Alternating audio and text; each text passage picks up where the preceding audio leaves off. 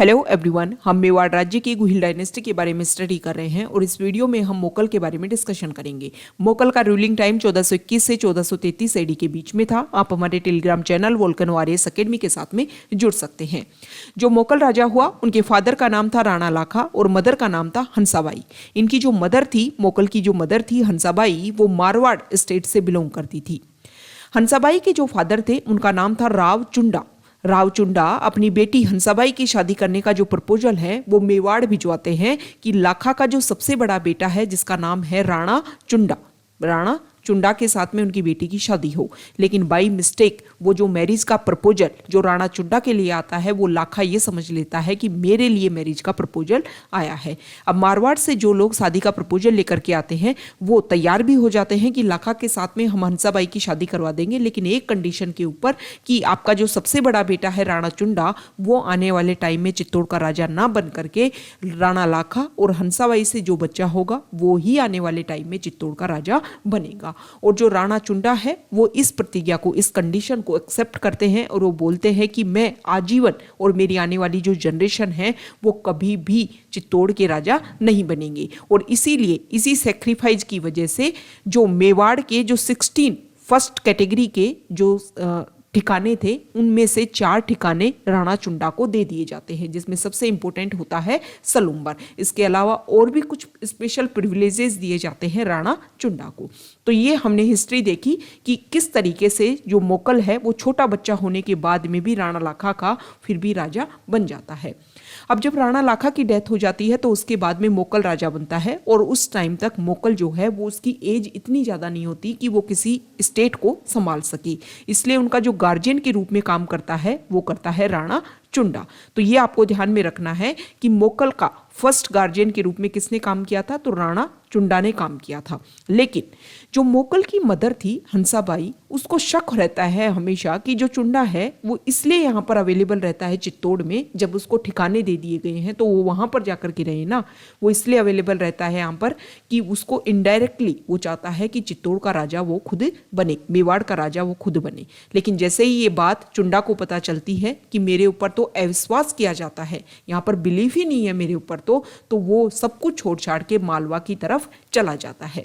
अब उसके बाद में हंसाबाई को अपनी जो भी परेशानी है उनको पता चलता है कि अभी मोकल तो छोटा है, वो राजकाज जो है स्टेट को नहीं संभाल सकता, इसलिए हंसाबाई का एक भाई है रणमल और उसको मारवाड़ से बुलवा लेती है। और फिर जो रणमल है वो मोकल का सेकंड गार्जियन के रूप में रोल प्ले करता है। अब रणमल आकर के, मारवाड़ से रणमल आता है और उधर अगर हम मारवाड़ की सिचुएशन देखें तो मारवाड़ में जो राव चुंडा था उसने रणमल को राजा ना बना करके अपने दूसरे बेटे को राजा बना देते हैं। तो रणमल भी एक तरीके से यहाँ की मेवाड़ की जो सेना थी, मेवाड़ की जो आर्मी थी, उसका साथ लेकर के मारवाड़ में जो सत्ता है, मारवाड़ में जो शासन है, जो रूल है, उसको अपने अंडर कर लेता है। मतलब रणमल मारवाड़ का राजा बन जाता है। अब ये तो हमने देखा कि मोकल इस तरीके से राजा बनता है। अब मोकल ने अपनी लाइफ टाइम में कुछ इंपॉर्टेंट वर्क किए, जैसे कि कुछ उन्होंने कंस्ट्रक्शंस करवाए, इसके अलावा कुछ उन्होंने टाइटल्स गेन किए, कुछ उन्होंने इंस्क्रिप्शंस लिखवाए। इन सब के बारे में अब डिस्कशन करते हैं। सबसे पहले तो उन्होंने क्या क्या बनवाया, क्या क्या कंस्ट्रक्शन करवाया, ये हम देख लेते हैं। कंस्ट्रक्शंस में से सबसे पहले एकलिंग जी का जो मंदिर था उसका रैम्पार्ट उन्होंने बनवाया। मतलब एकलिंग जी का जो मंदिर है वो हमें पता है कि बप्पा रावल ने बनवा दिया था, क्योंकि जो मेवाड़ के जो राजा हैं वो हमेशा एकलिंग जी को खुद को एकलिंग जी का दीवान मानते हैं। और उस मंदिर का जो परकोटा है, मतलब मंदिर का निर्माण करवा दिया था बप्पा रावल ने, उसकी जो बाउंड्री बनवाने का काम करवाया था वो मोकल ने करवाया था।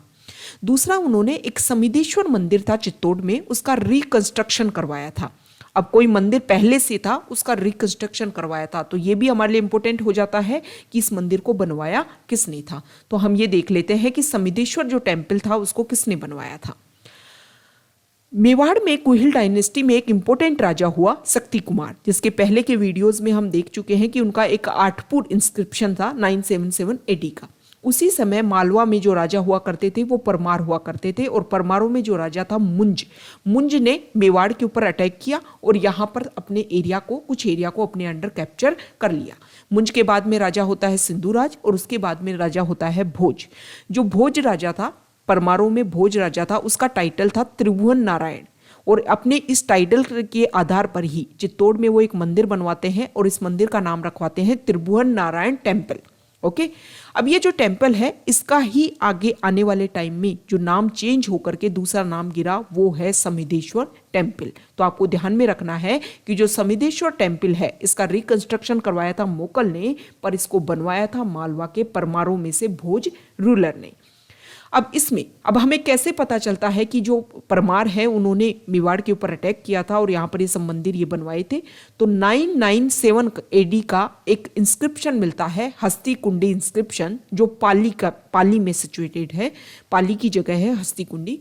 वहाँ पर धवल रूलर का एक इंस्क्रिप्शन मिलता है और उसमें ये बताया गया है इस इंस्क्रिप्शन में कि जब परमार जो लोग हैं वो मेवाड़ के ऊपर अटैक करते हैं तो धवल राजा ने ये बात लिखवाई है कि मैंने मेवाड़ वालों की हेल्प की थी। अब हेल्प क्यों करेंगे? जो धवल राजा है वो राठौड़ से बिलोंग करते हैं और हमने पहले ये देखा था कि जो अल्लट राजा हुआ था वो उसकी जो मदर थी महालक्ष्मी वो कहाँ से बिलोंग करती थी? राठौड़ से बिलोंग करती थी। तो इसीलिए इन्होंने हेल्प की होगी मेवाड़ की।